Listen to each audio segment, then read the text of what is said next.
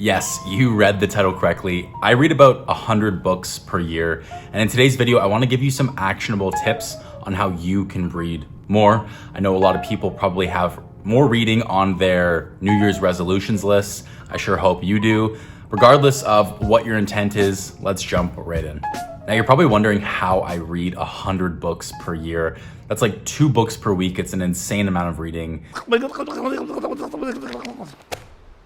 The truth is that yes, I do read 100 books per year, but I only actually finish about 20 or 30 of them. Oh my God, he's a liar. Why would he lie to us? So what this means fundamentally is that I actually do not finish most of the books that I pick up or start. And this idea, this concept of not finishing all the books you pick up is a huge part of reading more books. So why do I do this? What is the purpose of me not finishing every book that I pick up? Well, there's 2 primary reasons. The first has to do with actually remembering what I read. So when I first started reading, I remember feeling like there were a seemingly limitless amount of books that you could read in the universe, and the idea of me dying before I got the chance to read all of them genuinely haunted me. So what I would do is I would speed read through these books just so I could get through the book quickly and finish it and tell people I finished it, but also get that little dopamine spike from clicking completed book on my Goodreads account. The issue was that because I was trying to get through these books so quickly and I wasn't actually engaging with the content, I wasn't remembering anything that I read. It is much more important for you to really enjoy that book you're reading, really engage deeply with that book, take highlights, take notes, whatever it is, so that you can give recommendations to other people when they ask you for books, but also apply those lessons that you've learned in those books to your own life. And reason number 2 has to do with getting stuck on books.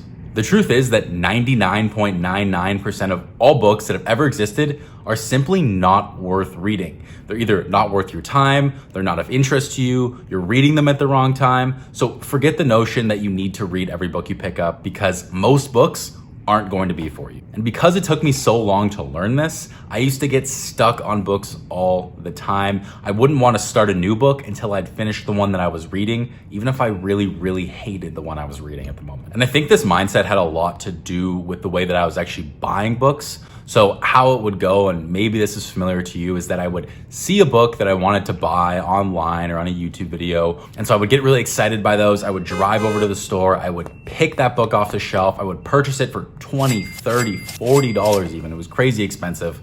I would rush home, I would open the book, and I would get 1 or 2 chapters into the book, and I would just hate it. I would know in my heart that I just didn't like that book. It was not for me. It was boring. It wasn't engaging me.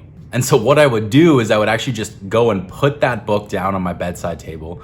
I would tell myself, okay, you know what? I'm not in the mood to read today. I'll pick that up tomorrow, and we'll get on with it. It's just I'm in a weird mood. I don't want to read today.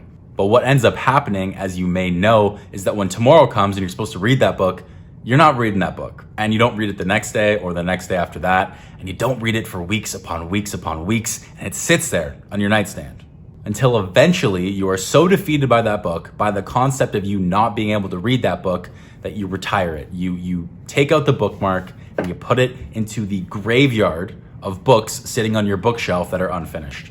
And then I was so stubborn about not wanting to start a new book if I hadn't finished that book, so I wouldn't read any other book for the rest of the year. Sometimes I would go the whole year and I would read like 1 or 2 books because I started a book in March and just didn't want to finish it. So I would say, you know what, I am not reading any more books this year.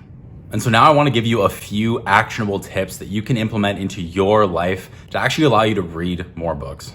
And the first tip I have for you is probably the most important one.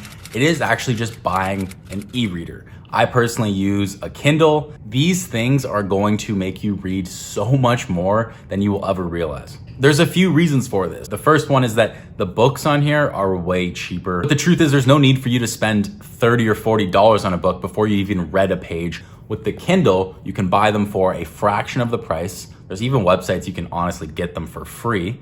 And you're gonna be able to test out that book and see if you like it, if you wanna go and buy the physical copy later before you spend all that money. A second advantage of the Kindle is that you're gonna have access to any book at your fingertips. Every book is gonna be on here. You can find it on the Kindle or on the internet. It's gonna allow you to read just about anything that your heart desires. So another advantage of the Kindle or the e-reader is that you can actually carry an entire library of books in this one very small device. Wow. Compare that to like 4 books that I have here. Like, look at the size of these things. Like, that's if you want to read 4 books at once or carry around 4 books. Like, that is a load you have to carry. With the Kindle, you can have literally hundreds of books on here. You can switch back and forth between them at any time. It's really easy to carry. I absolutely love it. I do love my physical books, but this is a really great tool to read more and read more efficiently. So tip number 2 is to actually read multiple books at any given time. Now, I know a lot of people that I talk to, I give them this tip and they have some sort of resistance to it. They like the idea, like I did back in the day, of kind of sticking to one book, really digging into that book.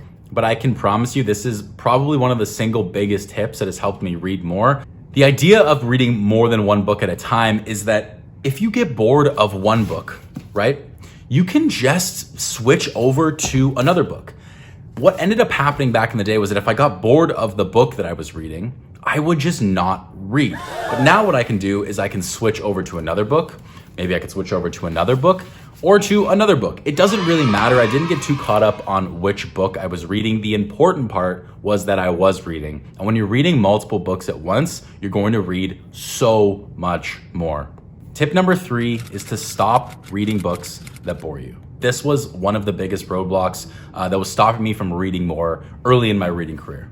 And I know what you're thinking, or a question that a lot of people have around this is, how do I know when I'm ready to move on from a book? How do I know if I've read enough of the book, I've given the book enough of a chance to actually determine if I want to just get rid of it and move on to another book? The good news is there is a formula that you can use to help you work around this problem. So for this formula, you are going to take your age and you are going to subtract it from the number 100. So I am 24, which means that 100 minus 24 gives me 76, right? I hope that'd be awkward. 76. What that number is telling me is that I'm going to go into a book and I'm going to go 76 pages in. And if I do not like the book by the time I'm on the 76th page, throw the book out.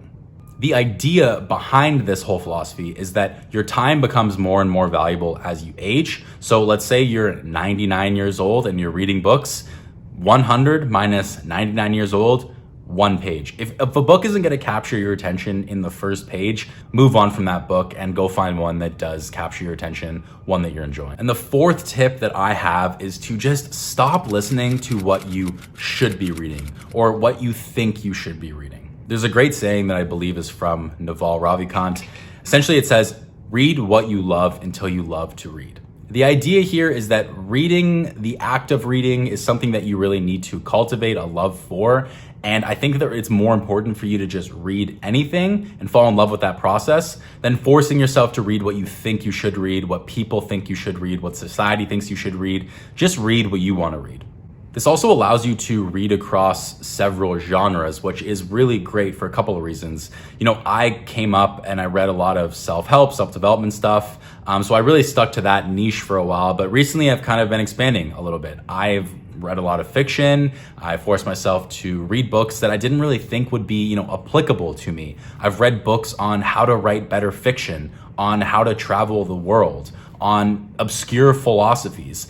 Doesn't really matter what you're reading. I truthfully think that there are so many lessons that you can draw from different fields, from different genres, that you can apply to your life that you wouldn't necessarily get sticking to that one genre that you like to read constantly. Just wanted to remind you and leave you with the thought that reading is not a competition.